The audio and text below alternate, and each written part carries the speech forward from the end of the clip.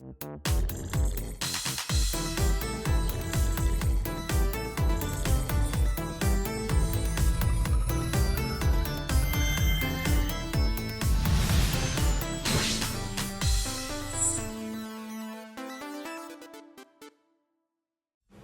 the first time that I saw that small blurry glimpse of an R-Wing in Nintendo's 2014 Direct, I was ready for Star Fox on the Wii U. And now, almost 2 years later, here we are with Star Fox Zero. So when a free copy of the game from Nintendo arrived in the mail, I was ready to save the Lylat System once more. But did this journey to the stars live up to the hype, or just make me wish for those good old days? Well, right now, I'm hopefully going to answer that question for you with this review of Star Fox Zero. First, let's discuss the most talked about part of Star Fox Zero, the controls. The gyroscope is very much required in this game and cannot be turned off. It can, however, be limited to only turn on when firing, but that really doesn't help you if you didn't want gyro in the first place. But you can't blame the developers. The gyroscope aiming is an incredibly important part of the game, and there's just no way around that. So, since it's required, you're probably asking, how are these gyroscope controls? And I'm happy to report that they are very good. Aiming is easy and precise, is all one-to-one with no feeling of lagging behind, and the fact that it can move independently from the movement of the ship makes you honestly feel like you're in a cockpit. Like, honestly. The last time I played a game with controls this inventive, it was Splatoon, and I really like Splatoon. Now, to say that the controls are perfect would be a lie. There are some quirks. First, it definitely takes some time to get used to. For the first while, it took me some time to differentiate the movement of the ship from the cockpit on the gamepad. So don't be expecting that you'll be able to jump right in and be an expert. It will take time. Second, the reticle can get out of sync from time to time, but you can reset it with the Y button or pressing the left stick in. And though it may be easy to fix, it can still be quite a stressor to recalibrate during a high-speed boss battle. Other than that though, I didn't really have any other troubles. I did play the E3 version of this game, and I have to say the controls have been improved, especially for the walker. At E3, I had a really hard time getting the walker to turn, but they have dramatically improved that. I do still have a problem of accidentally doing a barrel roll every once in a while, but it's not nearly as problematic as it was at E3. When you first boot up the game, there are a couple modes that you'll be presented with. One of them is training. In training, there are two different kinds of modes. Normal training, where you collect coins or rings within a time limit, and challenge missions, where you need to complete a specific task. The challenge missions are unlocked when you collect medals within the main game. So let's talk about the main game then.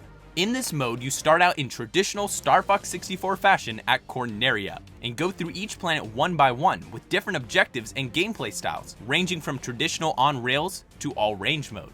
Some stages use different vehicles depending on the situation. First, of course, you have the R-Wing, with its new, straight from Star Fox 2, Walker mode, which as the name implies, lets you walk on the ground. This new mode is a fantastic addition, and I'm super happy they added it. The walker lets you get through tight spaces, can help you out of a jam by hiding behind a wall, and it can even hack computers, which comes in very useful in the Gigarilla battles. The Landmaster makes a return appearance too. It controls the same as it always has, except now it can fly for as long as the boost meter allows, which shakes things up a bit. The other new vehicle is the Gyro Wing.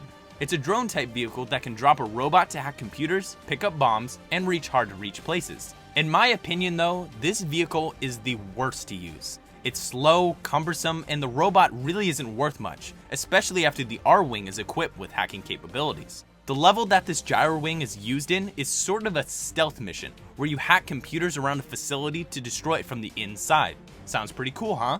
Well, here's the problem. You basically go from a large-scale, fast-paced battle to this small-scale move-at-your-own-pace level. The first playthrough of this level took me 30 minutes to complete. Now, of course, when I played through it again, I knew where everything was, and it took maybe a third of the time. But still, 10 minutes of slow-paced gameplay in the midst of such fast-paced battles? I'm just not a fan of that. And it's not that the level was bad per se. If you follow a secret path, you can play through the same stage in an R-Wing, and it's much more fun and takes around half the time to beat. So the problem is not the stage, it's the vehicle. And speaking of secret alternate paths, there are a few in this game. In fact, according to a chart within the game, there are 19 different ways to play through the story, which adds a lot of replayability. And on the subject of replayability, in the main game once you finish a level, you can play through it again at any time, and you're going to be replaying levels a lot, because there are medals in each stage that you'll want to collect. But it won't be easy. You collect these medals by flying through 3 super gold rings, collecting all 10 medal tokens in a stage, beating a set high score, or just collecting them outright by fulfilling objectives.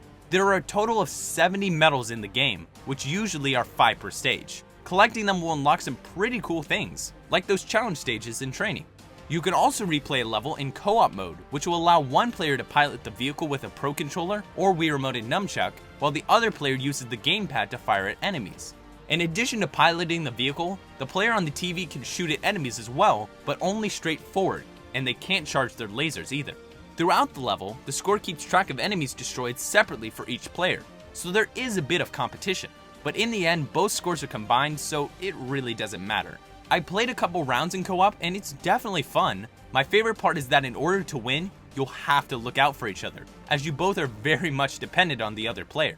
But in the grand scheme of things, this co-op mode is really not a big thing, and I'll probably only play it every once in a while.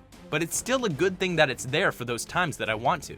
In addition to training and main game, there are also some other modes that you'll be unlocking as you play throughout the game, but I'm gonna keep those a secret for now. Instead, let's talk about the visuals. The graphics in this game look amazing at faraway distances. As you get close up to buildings and sceneries, it can get a bit blurry and takes away from the realism, but it's not too big of a deal since most of the time you really are far away. All in all, I have no problems with the visuals, and I feel the artists have done a pretty good job. There is one other thing I'd like to mention though. About 70 to 80% of this game will be played only looking at the gamepad. This has its perks as well as its downfalls. The perk is that you can actually feel like you're flying in a ship, and it's great to see things close up. But the downfall is that the resolution of the gamepad is pretty low. For most of the time, the TV is just a spectator view, which isn't the most helpful in battles. The only time that I really found the TV necessary was for Star Wolf attacks and boss battles. But normal stages, not so much, which is kind of a shame, but I guess it's the nature of the Wii U. Before I played Star Fox Zero, I expected there to be quite a few similarities between Star Fox 2 and Star Fox Zero. But what I didn't expect was how much would be taken from Star Fox 64. But you know, I guess I should have expected it, since Zero uses the same voice cast from 64. Which, good on you Nintendo, great choice. But there are a ton of other similarities between the two games. Here's just a bit of them that are found in the first level. Star Fox starts off by saying open the wings, you fly over water into a destroyed Corneria, Slippy flies on his own, he also gets chased by enemies, you have to boost to get an item below a falling building, and so on and so forth. Now, I don't think that this is a bad thing at all. I think it's actually a really good idea. Star Fox Zero feels nostalgic. To be honest, it feels like a reboot of Star Fox 64, though with all of its additions, it's definitely its own original game. But as with pretty much every other Star Fox title, it did borrow quite a bit from past games in the series. Looking over my entire experience with the game, Star Fox Zero exceeded my expectations in many areas. And despite a few downfalls with the gyro wing stages and some oddities with the controls, Star Fox Zero feels to me, personally, like the Star Fox game I've been waiting for a long time. But of course, you could have a completely different opinion, and I respect that. So feel free to do some more research on your own to find out if this game is right for you. So this has been a Beta64 review of Star Fox Zero. Thanks for watching.